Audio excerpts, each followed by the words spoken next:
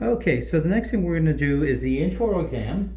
That entails evaluating the lip, labial mucosa, tongue, floor of the mouth, palate, oropharynx, and the gingiva, and making sure that everything's fine. We're basically looking for asymmetry and that there's no discoloration or masses anywhere, anything abnormal, basically.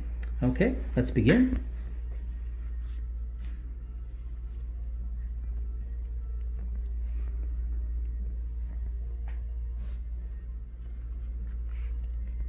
Okay, that is looking good.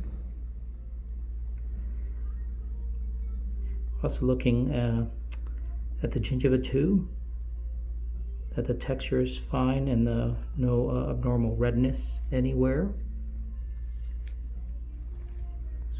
The palate too.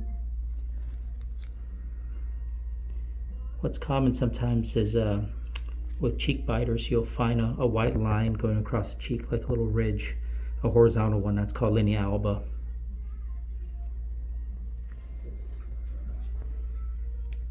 Okay, stick your tongue out. And then the tongue, that's one of the most common oral cancer sites. So we like checking the lateral border and the top and bottom two of the tongue, making sure that that's fine. And the oropharynx and the tonsils. There we go, that is looking good too.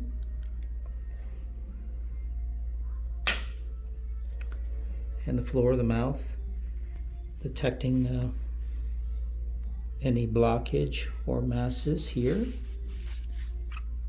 Okay, good, that all checks out.